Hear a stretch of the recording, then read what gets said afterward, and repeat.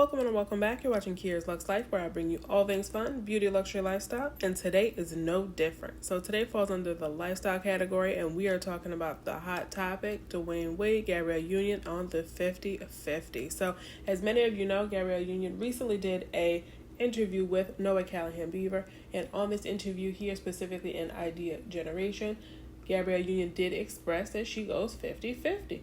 Now, again, it was an interesting topic, and I guess it definitely took the internet by storm because there were several comments, several different, definitely people responding, kind of saying, wait a second, the backgrounds of, both. And again, of course, both very, very successful.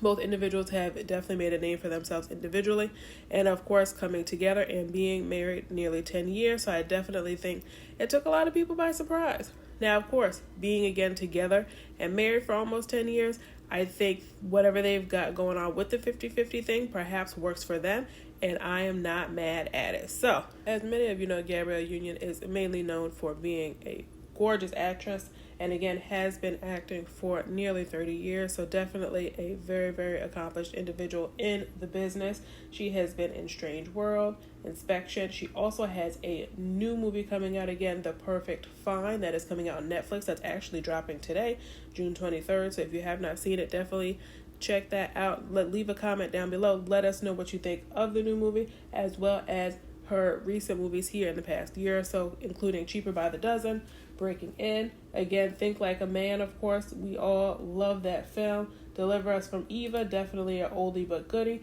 as well as Bring It On. Again, keep in mind, it's almost 25 years old. Can you imagine? Now, on the other side, we do have Dwayne Wade, of course.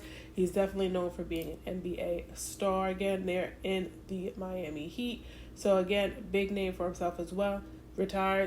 Currently retired, but has been in the business again, I want to say about 16 years before making that journey into retirement. I have seen him recently on his new game show rather, called The Cube. It is actually it's a very, very fun watch, and the reason I say that is because I expected it to really kind of be a celebrity has new game show, tune in kind of deal, and I expected it to be really, really dry, and it actually was far from it. So, again, a series I would definitely recommend you check out. That is The Cube. Again, that's only been out about 6 weeks or so. So, it's a newer kind of, series, if you will. And I'm just looking at the IMDb. They do have 3 stars. So, it's definitely something to check out. Give it a watch. I see the release here. Looks like they started it in 2021. And perhaps, it's something that we continue to see moving forward. Now, of course, in the first interview with Gabrielle Union, I think of the kind of response from the community really was kind of like, well, wait a second, you have an NBA player, a retired NBA player rather, who's definitely has, a heavy net worth, if you will, and to come to say that you have your spouse that you do, of course, love and care and adore for, that you want to split things 50-50. And I think it's an interesting topic, especially coming into, the millennial age of things, the 2023 Gen Z age of things, and we're definitely doing things different from that of, the boomers, right? Gen X, right? So things are definitely different at this point in time, and I think that's perhaps the controversy that kind of lies into it. Should you perhaps split things 50-50 with an individual that maybe your net worth is not necessarily similarly situated? I don't know. But again, who's to say that whose net worth is actually what their net worth is? Of course. So to each his own. What I will say is, again, like I mentioned previously, they have been married since 2014. So things have successfully worked well for them. So I definitely, prayers up, definitely wish them the best. They have welcomed a beautiful daughter in the last few years or so, Miss Kavia. And Miss Kavia definitely is absolutely gorgeous as well. So one of the things that Dwayne Wade actually brought up in his response, and to be honest, I was kind of surprised that he responded, and that's kind of what led to our topic today here in the lifestyle form of things, is kind of at this point in age, is 50-50 appropriate, or is 50-50 just a way to say each individual in the relationship or in the marriage has an equal say? And I think his response really kind of tipped into that, having a say, being your own person, having equal weight and being able to make certain decisions. Whereas, previous generations, that wasn't necessarily the case. It was the man had to be the head of household, or maybe the man was the only person who, was able to work, whether they were due to the laws that were in place at that time, or opportunity or lack thereof opportunity for women. And, honestly, we're blessed at this point in time that we do have, when I say we, I mean women do have further options to be able to make better decisions, not only for themselves, but for the development and growth of their family too. So Dwayne Wade, of course, clarified and followed up in his response to Gabrielle Union when he actually met with Shannon Sharp when he appeared on the Club Shay Shay, and he actually kind of gave a little more context, provided a little bit more background to it, and I think the rest of us kind of saw things a little differently. So the explanation that Dwayne Wade provided was that when they had initially, I guess, got married, moved in together, and kind of began their journey, there were certain things where Dwayne would say, hey, this is my house, or this is my place, or kind of alluding to these are certain decisions that I'm making, and perhaps she would not be included in those conversations, and kind of to say almost as if they were, above her, or that she was not an equal participant in the relationship or in the marriage because she did not equally, provide for said property or said house. This is my house, right? And in the context of it, he mentioned specifically that he only mentioned it once. I don't know about that part. Again, of course, we were not there. This is how he specifically explains it. But for me to say, if an individual were to come to me and say, hey, this only happened and it only happened one time, would I be inclined to uproot or particularly be moved to change our financial structure or an agreement that we have because of it? I don't know. However, if that's something that I continue to hear, right, in our relationship, to say, or felt that I wasn't included in certain things happening in the home or happening with the property that I lived in, maybe perhaps that would be a little different. However, Wade did explain further that she said, you know what? Nope. Yep, this is your place here. However, when we move forward, we're going to do our own thing. And us doing our own thing is going to be 50-50. You will never come back and say to me, this is my house or this is my anything. We do everything 50-50. Now, I respect the response. I respect the hustle. And in it, I think it definitely ultimately makes each other respect each other and ultimately hold each other accountable, right? Because ultimately, at the end of the day, if you have a 50-50 agreement and I got to hold up my end of the deal just as much as you got to hold up your end of the deal. Now, with that being said, what I found most interesting about it was the explanation that Gabrielle provided in her interview, and Wade touched on it a bit, but Gabrielle explained it, I think, a little better, is when they ended up getting together and getting married, they each had their own responsibilities and own obligations, as many of us as adults do, right?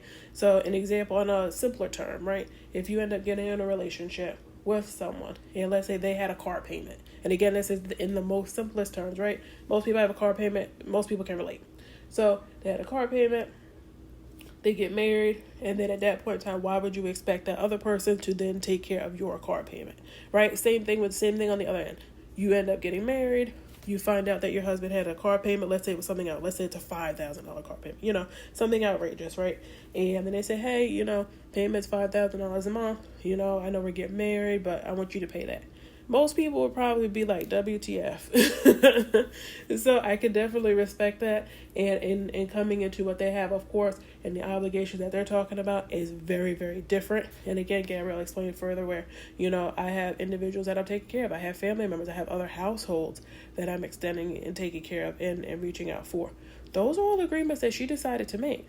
And again, likely all of that or a lot of that was done long before Dwayne Wade came into the picture, and same thing on his end, right? So on his end, he's got other households, he's got other things going on where he agreed to that long before Gabrielle got in the picture. And now that they're together, it shouldn't be each other's responsibility to now figure out whatever the other agreed to prior to.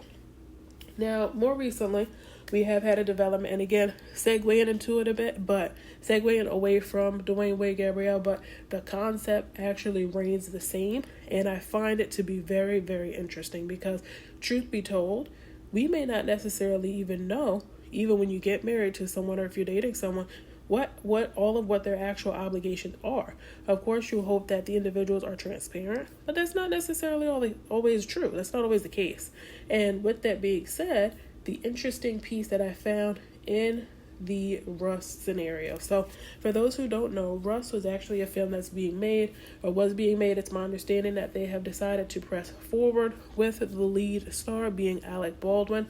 Unfortunately, in the fall of 2021, there was an incident where Alec Baldwin was supposed to be filming a scene, and unfortunately there was a live round within the chamber of a barrel of a weapon that was used. Again, this was while they were filming, so it was supposed to be in the filming nature of things. However, a live round got mixed up in there, and it did end up harming two people on set and taking one of the lives of Helena Hutchins, cinematographer. So again, that happened in the fall of 2021. They have since been doing a variety of investigations and trying to hone in on more on how, why, when, where, was it intentional, was it an accident, who's at fault. And in it, there is a handful of things going on, but ultimately I'm going to cliff note it for you guys. And more recently, in the last day or so, they have actually had further developments, if you will, on that, to find that perhaps the armorer who is supposed to be overseeing the weapons, who's supposed to be overseeing, the actual management, safety, and or care of the, weapon or device that's being held for the movie scene before Alec Baldwin actually fired this round, is Hannah Gutierrez-reed. So Hannah Gutierrez-reed, unfortunately, it didn't appear that she had, let's say, the most experience with that type of situation in her setting. And perhaps more recently, like I said, in the last day or so, it has come out perhaps that she was actually potentially under the influence of alcohol and or marijuana, and in doing so could have been, let's say, careless in mixing and or providing live round into what was supposed to be a movie scene or a movie set. Now, fast forward, they end up, when I say they, I mean the family of Helena Hutchins in general, which was the husband at the time. They also have a child as well, and he ended up going after Alec Baldwin and of course the individuals who set up the scene for Rust for a civil suit. And doing a civil suit, ultimately they did settle, and in doing the settlement, of course, that those funds were released to Mr. Hutchins, Helena Hutchins' husband. The interesting piece that later on came out is the same day, I want to say it was the same day that the same day or the following day that the settlement came out, Helena Hutchins actually had family in Ukraine that she was supposedly providing further, living support for, right? So let's say, again, who knows what the arrangement was, right? But the reason it kind of ties into the 50-50 piece is she had an arrangement. Who knows how many households she was taking care of? Who knows how many family members she was extended to cover? Who knows what expenses she was covering for those family members, right? So upon these kind of things happening, those family members in Ukraine reached out and said, hey, she, we're her family too. She was caring for us. But of course, they were not listed in the settlement. So they have reached out to Mr. Hutchins reportedly, and Mr. Hutchins said, listen, whatever agreement you had with Helena is no longer, as in Helena's no longer with us. And I thought it was an interesting piece because who knows whether he actually knew about the agreement that they had going on, or if it was, listen, that was an arrangement you had with her, as it kind of seemed to have come up. That was an arrangement you had with her. She's no longer with us, as in your arrangement is null and void, as in it's not my responsibility, right, to pick up wherever things left off because you didn't have other plans, if you will, in the event that this arrangement were to cease. So I thought it was a very interesting piece when Gabrielle kind of talked about, hey, my responsibilities, your responsibilities, and we're coming together and we're building on our own responsibilities. Let me know what you guys think about that. Should Mr. Hutchins have reached out to the family, to Helena's family, extended family in Ukraine to say, yep, I'm going to provide you this, or perhaps should he have come up to make a whole new agreement, right? Whatever that agreement may be to provide relief, or should Hutchins have said basically what he said, listen, that's an agreement you had with Helena, and unfortunately Helena's no longer with us. I'm not, it's not my responsibility to uphold. Definitely let me know what you think about that particular piece of it and comment down below.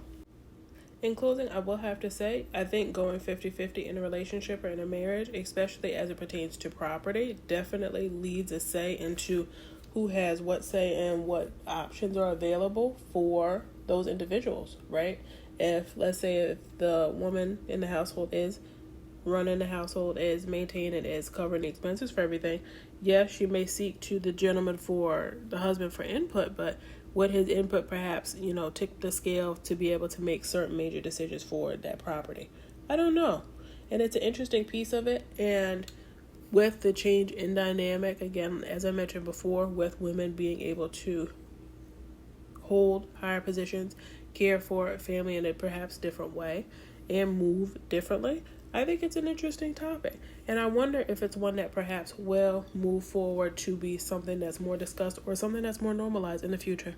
Definitely let me know what you think about today's video. If you found it helpful, if you found it to be food for thought, definitely leave a comment below. As always, don't forget to like, share, subscribe, and I'll see you guys on the next one. Bye.